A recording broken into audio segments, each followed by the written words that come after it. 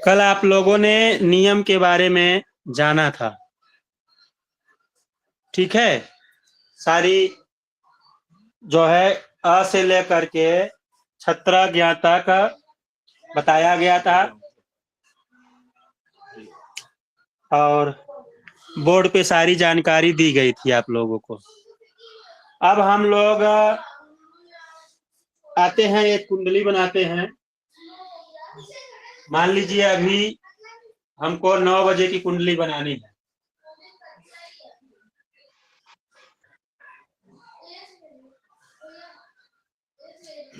नौ बजे की कुंडली बनानी है और हमारे पास कोई व्यक्ति आया है और उसने कहा है कि प अक्षर से हमको लिखना है।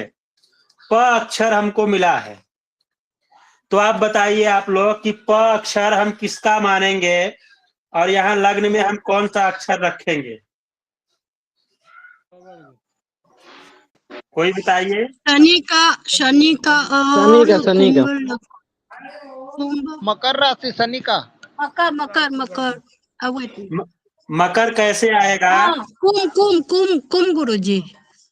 कुंभ आएगा। मकर जिन्होंने कहा उन्होंने वो बताए मकर कैसे आएगा।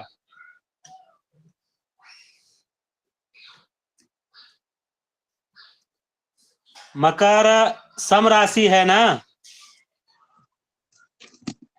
मकर सम राशि है, तो मकर कैसे आएगा वो आप बताइए। क्योंकि प जो है वो विषम अक्षर है, तो यहाँ पर कुंभ राशि आएगा, तो हम कुंभ लग्न की कुंडली बना देंगे। अब यहाँ से कुंभ लग्न की कुंडली बना दिए, हम सारे अंक को बैठाना शुरू कर देंगे।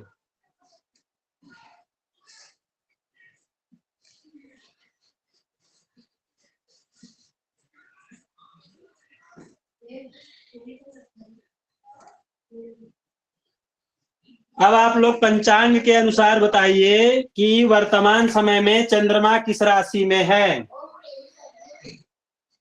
कोई बताने का कार्य करें। मेष राशि में। हाँ, मेष राशि में। मेष राशि में कैसे है वो बताइए।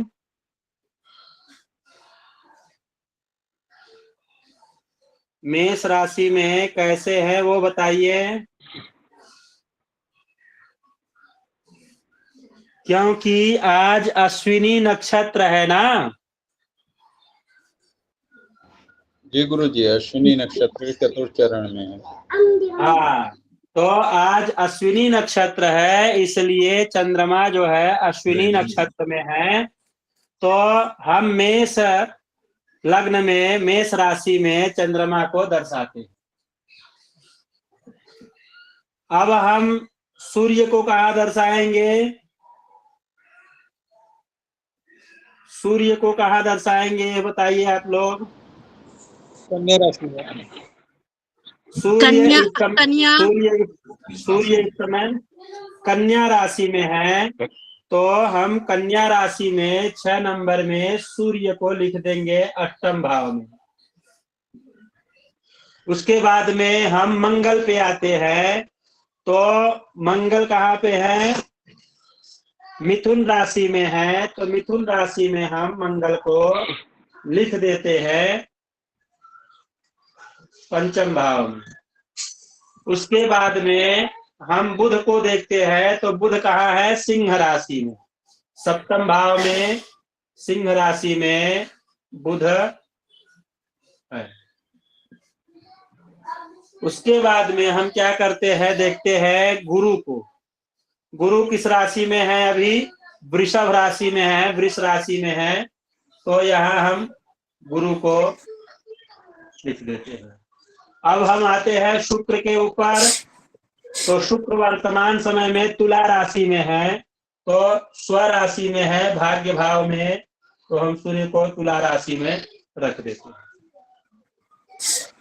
शुक्र यहाँ पे तुला राशि में आ गए। अब हम उसके बाद में शनि को देखेंगे तो शनि कहाँ बैठे हुए हैं? शनि इस समय कहाँ है? शनि किस राशि में है अभी? कुंभ राशि में है। तो हम कुंभ राशि में शनि यहाँ लग्न में बैठा दिए। शनि के बाद में राहु को देखेंगे तो राहु किस राशि में है? मीन राशि में। मीन राशि में हम राहु लिख दिए। अब इनके 7वें स्थान पे कौन हो जाएंगे? केतु 6ठे भाव में। केतु कन्या राशि में। कन्या राशि में केतु हो गए। अब ये हमारा एक तरह से प्रश्न कुंडली के अंतर्गत स्वर कुंडली जो आता है, प्रश्न कुंडली के अंतर्गत जो स्वर कुंडली आती है, उस स्वर कुंडली के अनुसार हमारे पास में लग्न तैयार हो गया। हो गया जी गुरु जी। अब हमको उसी प्रकार से बताना है जैसे हम एक लग्न कुंडली के ऊपर में फलादेश करते हैं उसी भाव में। तो अब हमारे पास में कोई व्यक्ति या स्त्री या पुरुष कोई भी आया तो पूछता है कि हमारे बच्चे की शादी नहीं हो रही है, हमको क्या करना चाहिए या कब तक हो जाएगी, तो हम डायरेक्ट सप्तम भाव पे पहुंचेंगे। सप्तम भाव पे आकर के सप्तम भाव को देखेंगे। सप्तम भाव का जो विचार आप लोगों को और कुंडलियों में बताया गया है, जिस प्रकार से बताया गया है उसी अनुसार से हमको सप्तम भाव का विचार बता देना है। सप्तम भाव को देखना है कि पाप कर्तरी में तो नहीं है। अब यह देखा गया है कि सप्तम भाव से 8वें भाव में 2 पाप ग्रह हैं। अर्ध पाप कर्तरी कहा जाए या अगला भाव जो है पाप ग्रह के साथ में बैठा हुआ है, या ऐसा हम कह सकते हैं। दूसरी भाव की 8म भाव जो है शुभ कर्तरी में बैठा हुआ है, यह भी हम विचार करेंगे। उसके बाद में शनि स्वयं लग्न में बैठे हुए हैं अपनी राशि में बैठ करके सप्तम भाव को देख रहे हैं, इसका विचार करना। उसके बाद में हम और जो दूसरे भाव हैं उनके बारे में विचार कर लेंगे। शनि की दृष्टि चंद्रमा के ऊपर में भी पड़ रही है और राहु की दृष्टि गुरु के ऊपर में पड़ रही है, और कई प्रकार के जो योग हैं उनको हम देख करके आगे का चीज हम बताएंगे। अब सप्तम भाव पे किन किन ग्रहों की दृष्टि पड़ रही है, किन किन ग्रहों का प्रभाव है और कैसा है, तो इस प्रकार से हमारा एक लग्न कुंडली बन गया। ठीक है, ये समझ में आ गया आप लोगों को? जी हाँ भैया। अब हम इसी अनुसार हम एक और कुंडली बनाते हैं। कौन सी कुंडली? आरूढ़ कुंडली। स्वर कुंडली आप लोगों को समझ में आ गया। अब स्वर कुंडली के बाद में आप लोग देख लीजिए आरूढ़ कुंडली। आरूढ़ कुंडली बहुत ही सरल है, ठीक है। आरूढ़ कुंडली को देख लीजिए आप लोग। हम आरूढ़ कुंडली में क्या करते हैं? आरूढ़ कुंडली में ये होता है कि काल पुरुष की कुंडली बना ली जाती है। तो काल पुरुष की कुंडली आप लोग अपने नोट्स में बना लीजिए।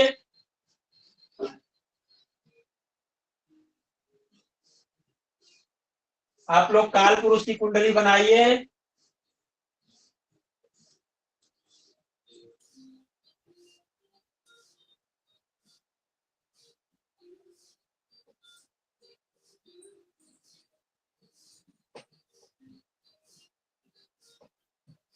काल पुरुष की कुंडली कहाँ से शुरू होती है? मेष से गुरु, मेष वृष। हाँ। तो हम लोग मेष से एक काल पुरुष की कुंडली बना लेते हैं।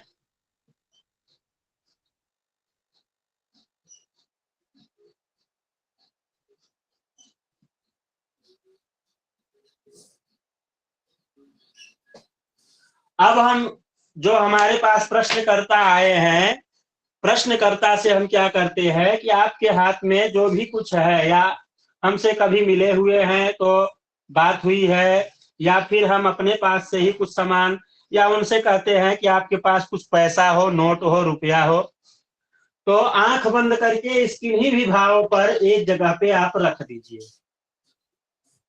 मान लीजिए उनके पास पैसा भी नहीं लेके आए हैं, आपने लौंग दिया, इलायची दिया, सुपारी दिया, या कोई भी आपने सामग्री दे दिया और उन्होंने क्या किया, आंख बंद करके किसी एक भाव पे रख दिया। मान लीजिए हमने आंख बंद करके इस भाव पे रख दिया, ठीक है, हमने आंख बंद करके चतुर्थ भाव पे रख दिया, तो हमारा लग्न क्या हो जाएगा जानते हैं? हमारा लग्न हो जाएगा चतुर्थ, हमारा कर्क लग्न की कुंडली हो जाएगी। अब हम वहीं से लग्न का विचार करना शुरू कर देंगे जहां पे वह उस व्यक्ति ने रख दिया। अब हम लग्न बनाएंगे चतुर्थ को, 4, 5, 6, 7, 8, 9, 10, 11, 12, 1, 2, 3 हो गया। यहां तक समझ में आया आपको लोगों को? जी। अब हम कर्क लग्न की कुंडली हो गई, चूंकि उस व्यक्ति ने आंख बंद करके जो सामग्री रखा वो चतुर्थ भाव पे रखा, तो चतुर्थ भाव में कौन सा लग्न था? चतुर्थ कर्क लग्न था। हमने कर्क लग्न की ही कुंडली बना दिया। अब फिर से वही कार्य करेंगे जो हमने स्वर कुंडली में बनाया था। तो मेष में चंद्रमा है, मेष में चंद्र हो गए, और कन्या में सूर्य है। मंगल कहाँ है? मिथुन में। उसके बाद में बुध कहाँ है? बुध है सिंह में।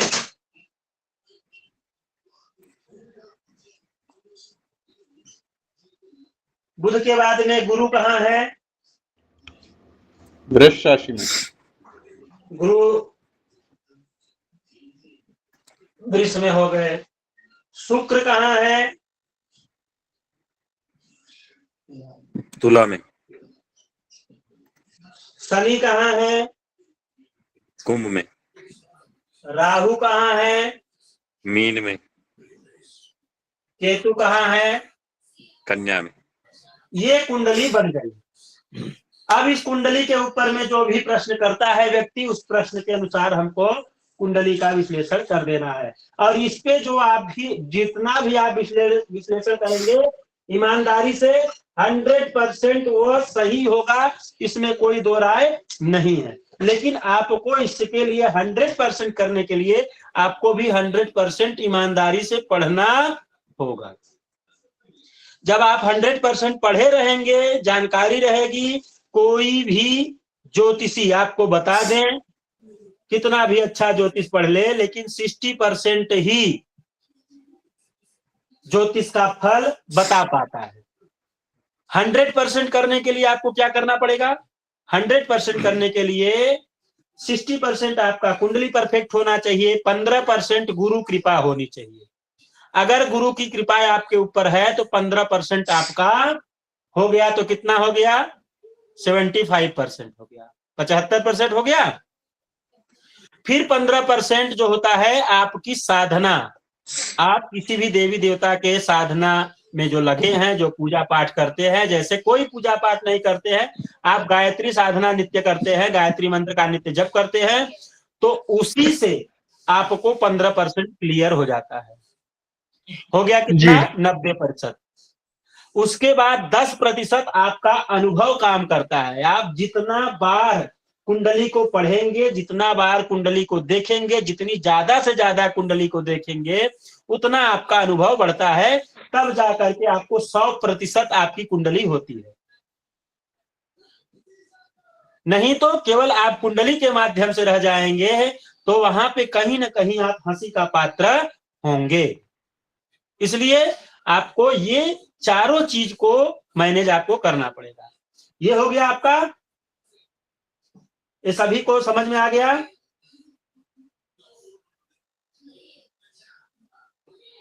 सभी को समझ में आ गया? जी। जी गुरु जी। जिसको जी नहीं गुरुजी। समझ में आया हो वो पूछ सकते हैं, ऐसा कोई बात नहीं है, आप लोग पूछ सकते हैं।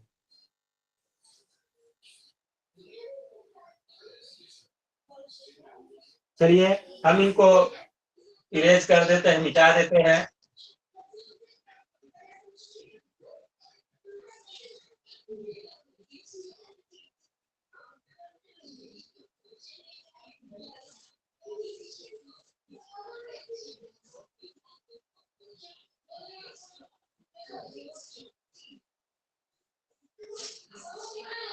ये तो हुआ हमारा स्वर कुंडली और आरूढ़ कुंडली के ऊपर। मान लीजिए हम क्या करेंगे, प्रश्न कुंडली पे आधारित जो पंचांग से प्रश्न कुंडली बनाया जाता है उस पे अगर देखेंगे तो प्रश्न कुंडली कैसे बनाएंगे। प्रश्न कुंडली बनाने के लिए आप लोगों को जानकारी है? नहीं गुरुजी। तो आप यह जान लीजिए, देख लीजिए कि पंचांग में, पंचांग को आप देखिए, पंचांग में हर समय का लग्न दिया रहता है, ठीक है जी। तो इस समय वर्तमान समय में मान लीजिए अभी कितना बज रहा है, 9:48 हो रहा है और 9:48 पे कौन सा लग्न है उसको देख लीजिए। कोई व्यक्ति पंचांग खोल करके बताइए अभी 9:48 पे कौन सा लग्न है।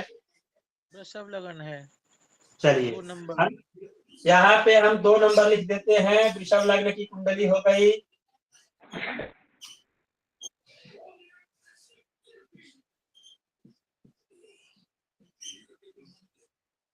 हो गया।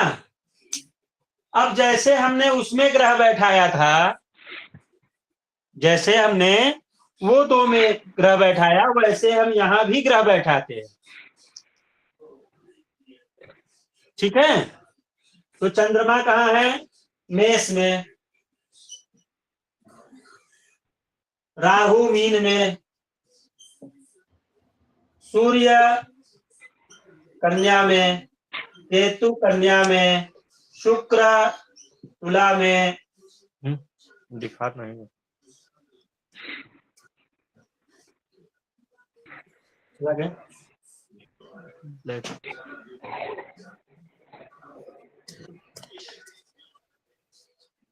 शुक्र तुला में हो गए, शनि कुंभ में हो गए, वृषभ में कौन है, गुरु हैं,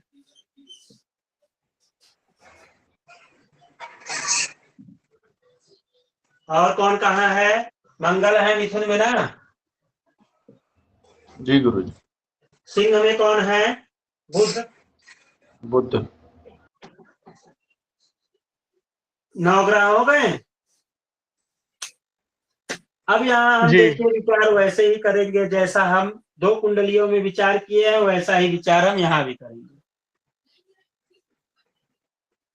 समझ में आ गया आप लोगों को? गुरुजी और एक बार।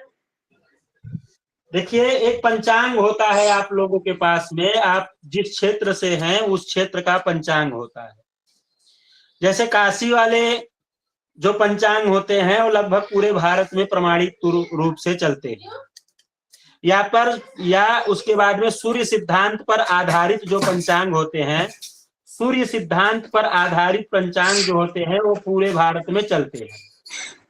कहीं भी हो सूर्य सिद्धांत को प्रमाणिकता ज्यादा दीजिए।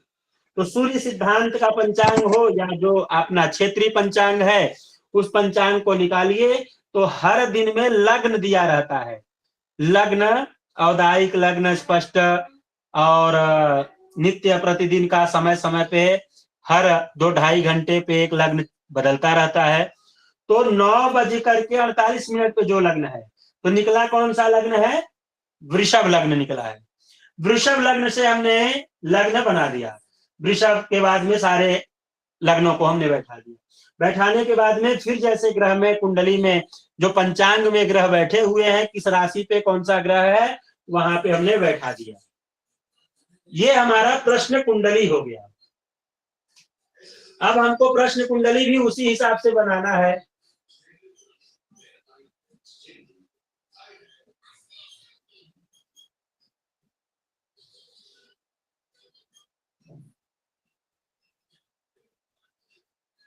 ठीक है, समझ में आ गया आप लोगों को?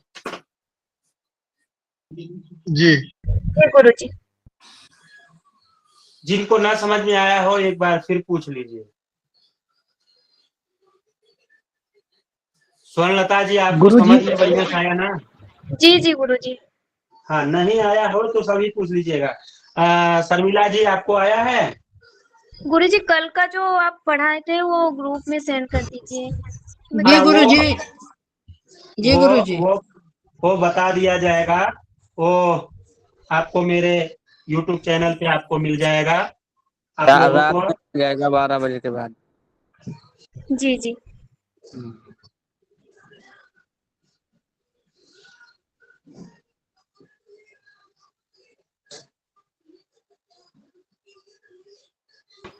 गुरुजी, एस्ट्रोसेज ऐप से जो वर्तमान कुंडली बनती है क्या वो मान्य रहेगा गुरुजी इसमें? एस्ट्रोसेज पे जो कुंडली बनती है उसका भी मान्य रहेगा, ठीक है? उसका भी गुरुजी। मान्य रहेगा। जो आप प्रश्न कुंडली एस्ट्रोसेज पे उसी समय का जो कुंडली हो वर्तमान समय का वही कुंडली बना लीजिए, वह भी कहीं न कहीं आपको सही दिखे, ठीक है? गुरुजी उसमें स्थान कहाँ डालेंगे उसका, जातक का, जो पूछने आएगा प्रश्नकर्ता? जिस स्थान पे आपसे प्रश्न पूछा गया है उसी स्थान पे आपको करना है, बताना है। वहीं का स्थान डाल देंगे उसमें अपने? हाँ, तो जिस स्थान पे आपको प्रश्नकर्ता पूछे हैं उसी स्थान का आपको डालेंगे ना जी। जी ये आप लोगों का क्लियर हो गया? जी। जिनको ना समझ में आया हो एक बार और पूछ सकते हैं आप लोग। जिगीश जी, सुनील जी, कोकिला जी, राम अवतार जी, रोहित जी। नहीं भैया, यहाँ तक समझ में आ गया भैया। देखिए, प्रश्न कुंडली पर आधारित जो 3 कुंडलियां हैं तीनों हमने आज आप लोगों को बता दिया, ठीक है? जी प्रश्न कुंडली पर आधारित जो तीनों कुंडलियां हैं उसको हमने आज आप लोगों के सामने बता दिया। अब इसमें आप लोग यह देखना है कि इसको फल हम लोग कैसे बताएं, क्योंकि जो प्रश्न कुंडली है वह किससे आधारित होती है? ज्यादा से ज्यादा सगुन शास्त्र एक होता है। सगुन शास्त्र का नाम आप लोग सुने हैं? नहीं गुरुजी। जी गुरु जी सुना। एक सगुन शास्त्र होता है। सगुन शास्त्र में सगुन अपसगुन कौन सा सही है कौन सा गलत है, किस समय पर ऐसी कुंडलियों को देखना चाहिए, किस समय पे ऐसी कुंडलियों को नहीं देखना चाहिए, और उसका फल कितना होता है, कैसा होता है, सही होता है, खराब होता है, अच्छा होता है, बुरा होता है, उसका फल उसी हिसाब से होता है। तो उस सगुन शास्त्र को हमको समझना होगा, उस सगुन शास्त्र के बारे में हम लोगों को लिखना होगा, जानकारी हमको चाहिए। जी तो अब आज की कक्षा आप लोगों की यहाँ तक हुई। इसको आप लोग कम से कम 5-5, 6-6 कुंडली आप लोग बनाइएगा और इसका प्रैक्टिस अभ्यास करिएगा, जिससे कि आप लोगों को सही हो सके, ठीक है? जी जी जी। सुनील जी रिकॉर्डिंग बंद कर दीजिए। पुष्पावती जी आप रिकॉर्डिंग कर रही हैं कि सुनील जी? रिकॉर्डिंग बंद कर दीजिए, मैं हूँ, मैं। बंद कर दीजिए।